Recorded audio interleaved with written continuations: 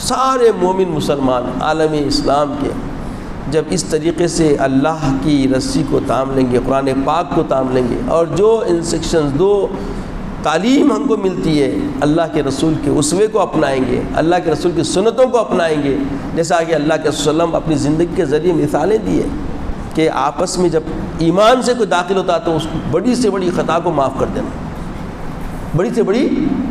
خطا کو معاف کر دینا۔ آقا علیہ السلام کے عفو درگزر کی مثال روئے زمین پر کوئی انسانیت پیش نہیں کر سکتی، نہ کوئی پیش کر سکا ہے، نہ پیش کر سکتی۔ آقا علیہ السلام کا کردار اتنا اعلیٰ، اتنا عرفہ، جو امت مسلمہ کے لیے ایک تمثیل ہے، ایک مثال ہے۔ اس لیے اللہ تعالیٰ نے سارے مومنین کو خطاب فرما کے فرمایا کہ اگر تم نمونے بندگی چاہتے ہو تو میرے رسول کی زندگی تمہارے لیے بہترین نمونہ، لقد کان لکم فی رسول اللہ اسوۃ حسنہ۔ تو یہ بہترین مثال ہے بھائی چارگی کے لیے بھی۔ اللہ کے رسول کا جو نظام جو دیا گیا ہے، جو اللہ کے رسول نے تربیت فرمائی صحابہ کی، صحابہ آپس میں کیسے شیر و شکر تھے، کس بات پہ؟ رسول کی الفت، رسول کی معیت، رسول کی ساجداری، رسول کی سنگت میں ایسے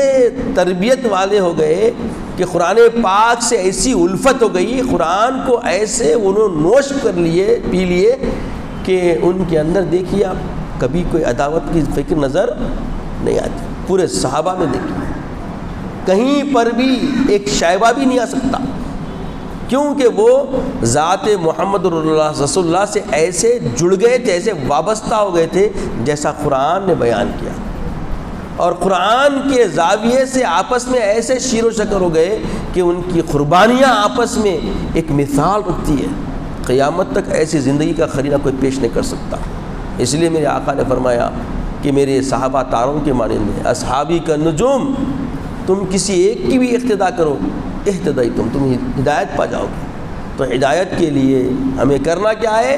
ایک تو ہمیں قرآن سے وابستہ ہونا ہے، اور قرآن دینے والے آقا سید عالم صلی اللہ علیہ وسلم کی ذات مقدسہ سے اپنے آپ کو جوڑنا ہے، اور جو جو پیغام محمد عربی نے ہمیں دیا ہے وہ اختیار کرنا ہے، اور اختیار کرنے کے ساتھ تابعین، طب تابعین، سلف صالحین، صحابہ سب کی زندگیوں کو دیکھ کے اپنے آپ کو جینے کی ساہس پیدا کرنا ہے، اور آپسی روایت کو اچھے سے اچھا بنانے کی کوشش کرنی ہے۔